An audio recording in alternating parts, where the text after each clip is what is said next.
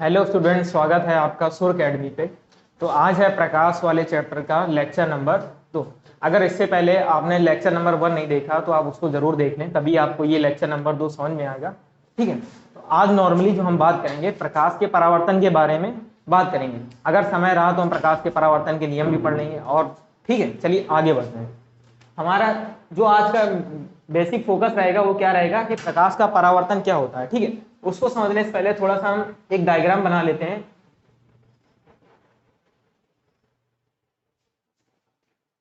ये मान लेते हैं कि हमारा एक दर्पण है। ये क्या है? हमारा एक दर्पण। इसको हम लोग बोलेंगे दर्पण। ठीक है, अब मैं बताऊं आपको, दर्पण की दो सतह होती है। आपका जो दर्पण होता है उसकी दो सतह होती है। एक होती है चिकनी सतह। ठीक है, दर्पण की एक सतह जो होती है वो एकदम सपाट चिकनी होती है, तथा दूसरी जो सतह होती है वो पॉलिश वाली सतह होती है। ठीक है, ये जैसे है, ये इधर वाली जो सतह मान लेते हैं आपकी क्या है? चिकनी सतह। यह है आपकी चिकनी सतह।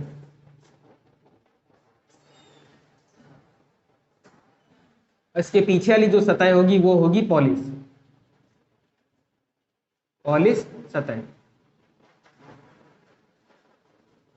ठीक है, अगर आपने दर्पण, आपको दिखाने की कोशिश करता हूं, जैसे ये मेरे पास एक दर्पण है। इस दर्पण की ये वाली सतह जो चिकनी है और इसके पीछे जो सतह है वो थोड़ी सी पॉलिश वाली। इसके पीछे जो है कलई कर देते हैं हम लोग, पॉलिश कर देते हैं। ठीक है, तो आपको समझ में आ गया हो।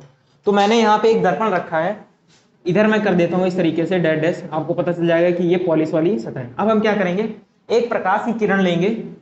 ये है हमारे पास एक प्रकाश की किरण। इस प्रकाश की किरण को जब हम इस दर्पण से टकराएंगे, जब ये प्रकाश की किरण इस दर्पण से जब टकराएगी तो क्या होगा, ये प्रकाश की किरण वापस जिस माध्यम से आई थी वापस उसी माध्यम में चली जाएगी। एक बार और समझते हैं कि ये मान लेते हैं आपका माध्यम 1 है और ये माध्यम 2। देखिए, ये आपकी प्रकाश की किरण है, इस सतह पर, इस आपके दर्पण पे टकराएगी, वो भी चिकनी वाली सतह से। तो क्या होगा, ये प्रकाश की किरण वापस उसी माध्यम में लौट आएगी, जिस माध्यम से गई उस माध्यम से वापस लौट आएगी। ठीक है, तो यहाँ पे इस घटना को हम लोग क्या बोलेंगे कि यहाँ पे प्रकाश का परावर्तन हुआ है। जब भी आपकी प्रकाश किरण जिस माध्यम से जाती है उस माध्यम पे वापस आ जाती है, उसको हम लोग बोलेंगे प्रकाश का परावर्तन। प्रकाश का परावर्तन जो होता है वो दर्पण की हमेशा चिकनी वाली सतह से ही होता है। ठीक है, हमेशा चिकनी वाली सतह से ही होता है। ठीक है, तो आई होप ये आपको समझ में आ गया होगा। तो हम प्रकाश का परावर्तन में ये लिख सकते हैं कि जो आपकी प्रकाश की किरण होती है वो दर्पण की चिकनी वाली सतह से टकरा कर वापस उसी माध्यम में लौट आती है, तो वहां हम बोलते हैं कि प्रकाश का क्या हुआ है? परावर्तन हुआ है। ठीक है, तो आई होप ये परावर्तन आपको समझ में आ गया होगा। अब हम थोड़ा सा परावर्तन के नियमों के बारे में भी चर्चा कर लेते हैं कि परावर्तन के नियम क्या होते हैं। ठीक है, तो यहाँ पे हम हेडिंग लगा ले रहे हैं प्रकाश के परावर्तन के नियम। परावर्तन के नियम। ठीक है, नियम पढ़ने से पहले थोड़ा सा हम डायग्राम बना लेते हैं। ये हमारा मान लेते हैं क्या है? दर्पण है। ये क्या है? हमारा दर्पण। ठीक है, ये आपका क्या है? दर्पण। ठीक है, ये दर्पण का ऊपर जो है चिकनी सतह है और नीचे इसकी कलई वाली सतह है, यानी कि पॉलिश वाली सतह है। ठीक है, अब हम क्या करेंगे, एक प्रकाश की किरण लेंगे और इस प्रकाश की किरण को ऐसे इस पे गिराएंगे।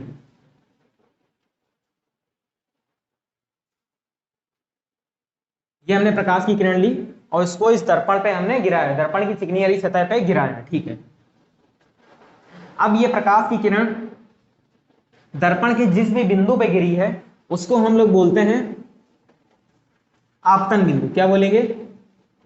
आपतन बिंदु। कुछ नहीं, आपने एक प्रकाश की किरण ली, उस प्रकाश की किरण को दर्पण पे ऐसे गिराया, जिस बिंदु पे ये गिरेगी उसको बोलेंगे आपतन बिंदु। अब देखिए, ये जो प्रकाश की किरण है जब आपतन बिंदु पर ऐसे दर्पण पर जब ऐसे गिरेगी तो ये वापस भी जाएगी, परावर्तन के कारण ये वापस भी जाएगी। ठीक है, तो ये हो जाता है। ठीक है, अब क्या होगा, हमें क्या करना है, इस आपतन बिंदु से, इस आपतन बिंदु से एक अभिलंब खींचना है। 90 डिग्री पे एक लाइन खींचनी है, इस दर्पण से 90 डिग्री पे एक लाइन खींचनी है जो आपतन बिंदु से टच होती हुई जाए। ये ऐसे खींच लेंगे। ये ठीक है, तो ये आपका क्या हो जाएगा, आपतन बिंदु पर अभिलंब। ये आपका क्या है, आपतन बिंदु पर अभिलंब। अभिलंब मतलब 90 डिग्री की लाइन। ठीक है, ये हो गया। ठीक है, अब देखिए ये जो प्रकाश, ये जो किरण है, ये आती इधर से आ रही है, तो इसको हम लोग बोलेंगे आपतित किरण। क्या बोलेंगे, आपतित किरण। ये हो जाएगी आपकी आपतित किरण। ठीक है, और ये प्रकाश की किरण जो है टकराने के पश्चात वापस जा रही है, तो इसको हम लोग बोलेंगे परावर्तित किरण। क्या बोलेंगे, परावर्तन तो यहां पे हो गया। अब ये किरण कौन सी हो जाएगी, परावर्तित किरण। परावर्तित किरण। ठीक है, अगर मैं नाम दे दूं, ये मान लेते हैं ए है, इसको नाम ओ दे देते हैं। ठीक है, और इसको नाम देते हैं बी, और इसको नाम दे देते हैं सी। ठीक है, तो आपका जो ओ ए है, क्या, ए ओ, जो आपका ए ओ है वो क्या है, आपका आपतित किरण। आपतित किरण, ये जो ए ओ है ये क्या है, आपका आपतित किरण है। ठीक है, समझ में आ गया। ठीक है, जो आपका ओसी है वो क्या है, अभिलंब है। ओसी क्या है आपका, ओसी आपका क्या है, अभिलंब, वो भी आपतन बिंदु पर अभिलंब। और ओ आपका क्या है, आपतन बिंदु। ओ जो है आपका क्या है, आपतन बिंदु है। और आपका ओ बी क्या है, ओ बी, ओ बी आपकी क्या है, परावर्तित किरण। क्या है, परावर्तित किरण है। ठीक है, तो मैं आशा करता हूं कि आपको ये डायग्राम जो है वो अच्छे समझ में आ गया होगा। कुछ नहीं, मैंने एक दर्पण लिया। ठीक है, दर्पण की एक सतह चिकनी होती है, एक सतह पॉलिश वाली होती है। जो परावर्तन होता है वो हमेशा दर्पण की चिकनी वाली सतह से ही होता है। ठीक है, इतना समझ गए। ठीक है, अब हमने क्या किया, एक प्रकाश की किरण को दर्पण पर गिराया, दर्पण की चिकनी वाली सतह पर गिराया, तो परावर्तन के कारण वो वापस चली आएगी उसी माध्यम में। ठीक है, ये प्रकाश की किरण आई और वापस उसी माध्यम में वापस चली गई। ठीक है, हमने क्या किया, जिस बिंदु पर ये आपकी आपतित किरण आके गिरती है उसको हमने नाम दे दिया आपतन बिंदु। ये क्या होता है, आपतन बिंदु होता है। अब हम क्या करेंगे, आपतन बिंदु से 90 डिग्री पे एक लाइन खींचेंगे। आपतन बिंदु से 90 डिग्री पे एक लाइन खींचेंगे, वो आपका होता है अभिलंब। क्या होता है, अभिलंब। ठीक है, इतनी बात आपको समझ में आ गई होगी। ठीक है, अब जैसे ये जो दर्पण रखा है आपका कुछ इस तरीके से रखा है। जैसे मेरे पास ये दर्पण है, तो ये इस तरीके से आपका ऐसे दर्पण रखा है। ठीक है, ये करके दिखा दे रहा, इस तरीके से आपका दर्पण है। अब यहां से एक रेस इस तरीके से इस पे आएगी और टकरा करके ऐसे वापस चली आएगी। जो आपका अभिलंब होगा वो ऐसे 90 डिग्री पे होगा। ठीक है, इतनी बात आई होप आपको समझ में आ गई होगी। अब हम थोड़ा सा परावर्तन के नियमों के बारे में चर्चा कर लेते हैं। जो आपका परावर्तन का पहला नियम होता है उसके बारे में देख लेते हैं। ठीक है, नियम नंबर 1। ठीक है, नियम जो नंबर जो 1 है, पहला नियम आपका ये बोलता है, देखिए यहाँ पे क्या क्या दे रखा है, आपतित किरण दे रखी है, आपतित किरण। ठीक है, दूसरा आपके पास है परावर्तित किरण, परावर्तित किरण, और आपतन बिंदु पर अभिलंब, आपतन बिंदु पर अभिलंब। देखिए जो आपका अभिलंब बनना है वो आपतन बिंदु पर ही तो बनना है ना। तो यहाँ पे लिख लिया मैंने आपतन बिंदु पर अभिलंब। ये जो तीनों चीजें होती हैं, आपतित किरण, परावर्तित किरण और आपतन बिंदु पर अभिलंब, ये तीनों एक ही तल में होते हैं। क्या, एक ही तल में होते हैं। ये तीनों एक ही तल में होते हैं। अब आप बोलोगे ये तो समझ में आ गया, ये भी समझ में आ गया, ये भी समझ में आ गया, लेकिन ये तल क्या होता है। ठीक है, तो इस तल को भी समझ लेते हैं। इसको, इस तल को इंग्लिश में बोलते हैं प्लेन। इस तल को इंग्लिश में बोलते हैं प्लेन। जरा इसको समझ लेते हैं।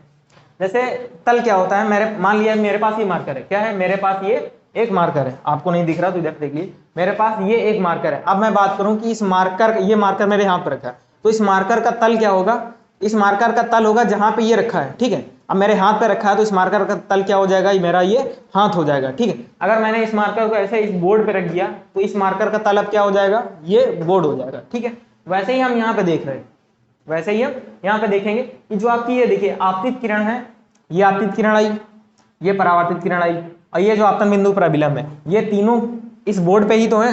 तो इन तीनों का जो तल हो जाएगा वो क्या हो जाएगा, ये बोर्ड हो जाएगा। तो मैंने वही बात लिखी कि आपतित किरण, परावर्तित किरण तथा आपतन बिंदु पर अभिलंब तीनों जो है वो एक ही तल में होते हैं। और तल आपको नहीं बोलना है कि जो भी वस्तु, किसी वस्तु का अगर आपको तल लगाना है, तल बताना है, तो आप देखिए वो कहाँ पे रखी, जिस भी जगह रखी होगी वो उसका क्या हो जाएगा, तल हो जाएगा। ठीक है, तो ये बात आपको समझ में आ गई होगी। चलिए दूसरा नियम की बात कर लेते हैं कि दूसरा नियम आपका क्या होता है। ठीक है, इधर देख लेते हैं कि दूसरा नियम आपका क्या होता है। जो आपका दूसरा नियम होता है वो ये होता है, देखिए इधर देख लेते हैं पहले। देखिए यहाँ पे एक एंगल बन रहा है, इस आपतित किरण और इस अभिलंब के बीच में एक कोण बन रहा है। क्या, एक कोण बन रहा है जिसको हम लोग बोलते हैं एंगल आई। ठीक है, ऐसे ही यहाँ पे परावर्तित किरण और अभिलंब के बीच में भी एक कोण बनता है जिसको हम लोग बोलते हैं एंगल आर। तो ये बोला जाता है, ये होता है आपका आपतन कोण और ये होता है परावर्तन कोण। ठीक है, तो जो आपका नियम नंबर 2 है वो ये बोलता है कि जो आपका आपतन कोण होता है वो सदैव बराबर होता है परावर्तन कोण के। क्या, जो आपका आपतन कोण होता है वो बराबर होता है परावर्तन कोण के। ठीक है, हमेशा होगा ये। तो ये दोनों नियम है किसके, परावर्तन के दोनों नियम है। ठीक है, पहला नियम क्या होता है, आपतित किरण, परावर्तित किरण तथा आपतन बिंदु पर अभिलंब, तीनों जो होते हैं वो एक ही तल में होते हैं, यानी उनका जो तल होता है वो सेम होता है। ठीक है, ये बात हो गई। ठीक है, दूसरा बात क्या होता है कि जो आपतित किरण और अभिलंब के बीच में जो एंगल आई बनना है जिसको हम लोग आपतन कोण भी बोलते हैं, और परावर्तित किरण और अभिलंब के बीच में जो कोण बनना है उसको हम लोग परावर्तन कोण बोलते हैं। तो ये दोनों हमेशा एक दूसरे के बराबर होते हैं, हमेशा एक दूसरे से बराबर होते हैं। इसका मतलब ये है कि अगर ये प्रकाश की किरण यहाँ से 30 डिग्री के एंगल पे आएगी तो ये 30 डिग्री के एंगल पे ही वापस जाएगी।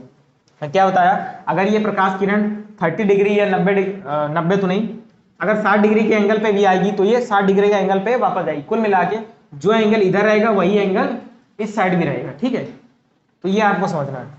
आई होप ये सारी चीजें आपको समझ में आ गई होंगी। इससे रिलेटेड जरा एक क्वेश्चन हम लोग करके देख लेते हैं। जैसे यहाँ पे क्वेश्चन करके देखते हैं, ये मैंने बना लिया, एक आपका दर्पण है। ठीक है, और ये उसका अभिलंब है। यहां से मैंने एक प्रकाश की किरण ये भेजी, ये परावर्तन के कारण वापस भी आएगी, ये आपकी आपतित किरण है, ये परावर्तित किरण है। इनके बीच में जो एंगल बनता है वो एंगल आई बनता है, इनके बीच में जो एंगल बनता है वो एंगल आर बनता है। क्या, एंगल आर। ठीक है, वो भी आर क्या होता है आपका परावर्तन कोण, एंगल आई क्या होता है आपतन कोण। देखिए मैं क्या बताऊंगा कि ये जो एंगल हमें दे रखा है क्वेश्चन में, ये एंगल आपको 30 डिग्री दे रखा है। देखिए ये आपतित किरण और इस दर्पण के बीच का जो एंगल मुझे दे रखा है वो दे रखा है 30 डिग्री। तो आपको वैल्यू बतानी है एंगल आर की, किसकी, एंगल आर की वैल्यू बतानी है। ये आपका क्वेश्चन है। आप पहले इस क्वेश्चन को ट्राई करिए, फिर मैं आपको इसको आंसर बताता हूँ। ठीक है, आई होप आपने ये इसका क्वेश्चन ट्राई कर लिया होगा एक बार। जरा सा हम भी देख लेते हैं क्या आंसर आएगा इसका। देखिए अभी मैंने बताया कि जो आपका एंगल आई होता है वो एंगल आर की होता है। ठीक है, हमें एंगल आर की वैल्यू चाहिए, तो हम क्या करेंगे, अगर हमें एंगल आई की वैल्यू पता हो तो एंगल आर भी जस्ट बराबर ही होता है। ठीक, तो हम सबसे पहले एंगल आई की वैल्यू दिखाते हैं। ठीक है, निकालते हैं। अब देखिए ये जो आपका अभिलंब है ये इस दर्पण से 90 डिग्री एंगल पे मैंने बताया था 90 डिग्री का कोण बनाता है। ठीक है, अब देखिए ये एंगल आपको 30 पता है और ये पूरा एंगल जैसे इस तरीके का कुछ बना है यहाँ पे, ये पूरा एंगल आपको पता है 90 डिग्री होता है। ठीक है, वही चीज सेम है। और ये एंगल आपको 30 देकर आप क्या करिए 90 में से 30 माइनस कर देंगे। पूरे 90 में से, ये पूरा 90 है, ये इस पूरे 90 में से ये 30 माइनस कर देंगे तो आपको ये एंगल आई पता चल जाएगा। तो यहाँ पे एंगल आई आप निकाल सकते हैं। एंगल आई कैसे निकालेंगे, 90 माइनस 30 करेंगे तो आपका आंसर कितना आ जाएगा 60 डिग्री। आप देखिए एंगल आई पता चल गया, और परावर्तन के नियम से आपको बताइए कि एंगल आई जो होता है यानी कि जो आपका आपतन कोण होता है वो सदैव परावर्तन कोण के बराबर होता है। तो एंगल आई निकालिए तो किसके बराबर होगा, एंगल आर के। तो यहाँ पे आपकी एंगल आर की वैल्यू जो आ जाएगी कितनी आ जाएगी, 60 आ जाएगी। ठीक है, तो ये हो गया आपका आंसर। आई होप आपको ये सारी चीजें समझ में आएंगी जितना मैंने सब कुछ पढ़ाया। ठीक है, एक बार इसको रिवाइज भी कर सकते हैं हम लोग। जैसे प्रकाश का परावर्तन मैंने क्या बताया कि जब आपकी कोई प्रकाश की किरण जो होती है दर्पण के चिकनी वाली सतह से टकरा कर वापस उसी माध्यम में लौट जाती है तो हम बोलते हैं कि प्रकाश का परावर्तन हुआ है। ठीक है, ये मैंने प्रकाश का परावर्तन आपको मोटा मोटा समझा दिया। उसके बाद हमने देखा कि परावर्तन के नियम क्या होते हैं। उन नियम को समझने से पहले हमने थोड़ा उसका डायग्राम भी समझ लिया। ठीक है, क्या होता है, हमने एक दर्पण लिया, इस दर्पण पे एक हमने प्रकाश की किरण ऐसे गिराई, ये प्रकाश की किरण जिस भी बिंदु पे गिरेगी उसको हमने आपतन बिंदु का नाम दिया। ठीक है, वो आपका क्या हो जाएगा, आपतन बिंदु हो जाएगा। ठीक है, अब ये प्रकाश किरण आपतन बिंदु पर टकराने के पश्चात परावर्तन के कारण वापस उसी माध्यम में लौट जाएगी। ठीक है, ये भी देख लिया। अब ये प्रकाश किरण आ रही है तो इसको हमने बोला आपतित किरण। ये प्रकाश किरण परावर्तन के पश्चात वापस जा रही तो हमने बोला इसको परावर्तित किरण। उसके बाद हमने क्या किया, आपतन बिंदु से 90 डिग्री पे एक लाइन खींची, उसको हमने नाम दिया अभिलंब। क्या नाम दिया, अभिलंब। ठीक है, ये सारी चीजें फिर हमने लिख भी ली कि आपतित किरण क्या होता है, अभिलंब क्या होता है, आपतन बिंदु क्या होता है, परावर्तित किरण क्या होता है, ये सारी चीजें समझ ली। उसके बाद मैंने क्या बताया कि परावर्तन का पहला नियम क्या होता है कि जो आपकी आपतित किरण, परावर्तित किरण तथा आपतन बिंदु पर जो अभिलंब होता है वो तीनों एक ही तल में होते हैं। वो तल भी मैंने समझा दिया। जैसे इस डायग्राम का जो यहाँ पे जो आपतित किरण है, परावर्तित किरण है, जो अभिलंब है, इसका तल क्या होगा, ये व्हाइट बोर्ड होगा। ठीक है, फिर मैंने दूसरा नियम बताया। दूसरा नियम मैंने क्या बताया कि जो आपकी आपतन कोण होता है, यानी कि जो आपका एंगल आई होता है वो बराबर होता है परावर्तन कोण के। आपतन कोण सदैव बराबर होता है परावर्तन कोण के।